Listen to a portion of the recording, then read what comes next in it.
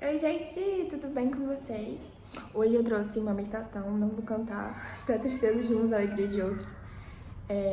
Essa meditação eu tava procurando no sábado à noite pra poder passar para os desbravadores, e aí eu vi várias, mas eu acho que essa se encaixa perfeitamente pro momento, e não só para que eu possa aprender, mas para que os desbravadores em si e a diretoria também possa aprender.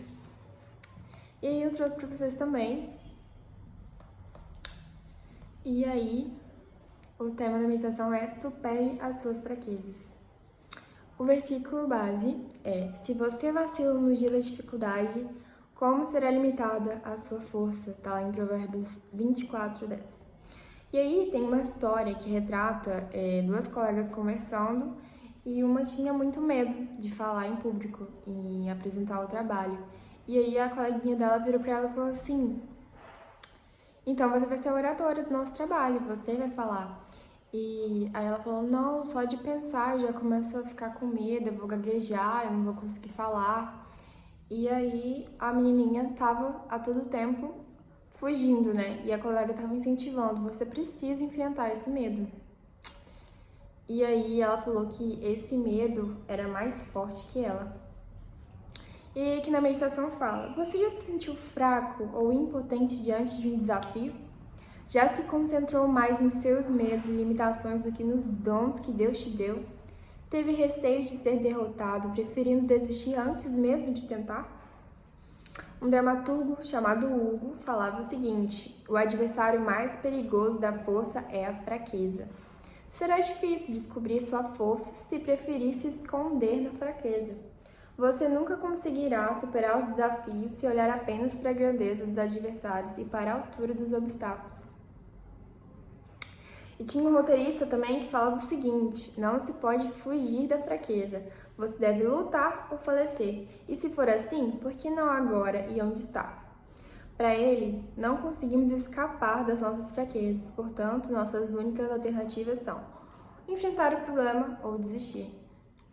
Às vezes, nós sentimos incapazes diante das tentações e dificuldades da vida, considerando que os oponentes são infinitamente mais poderosos que nós.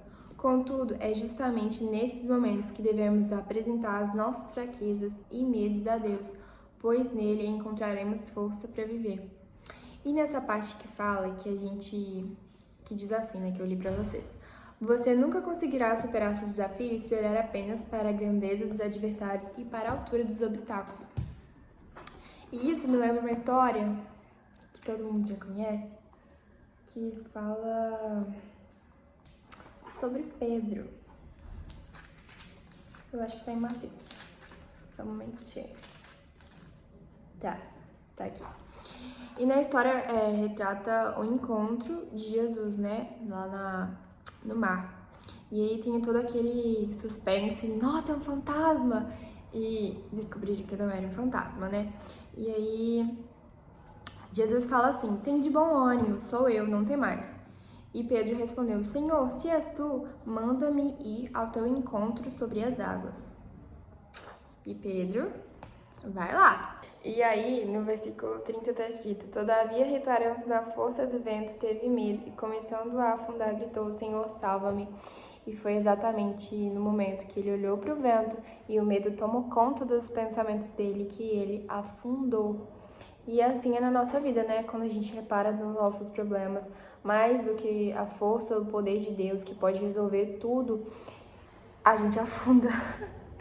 E teve até uma pergunta ali, né, que eu perguntei lá em cima, que eu falei pra vocês.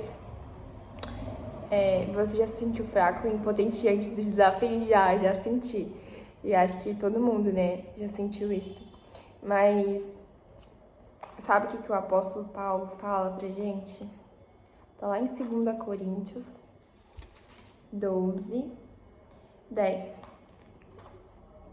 Por esse motivo, por amor de Cristo, posso ser feliz nas fraquezas, nas ofensas, nas necessidades, nas perseguições e nas angústias, porquanto, quando estou enfraquecido, é que sou forte.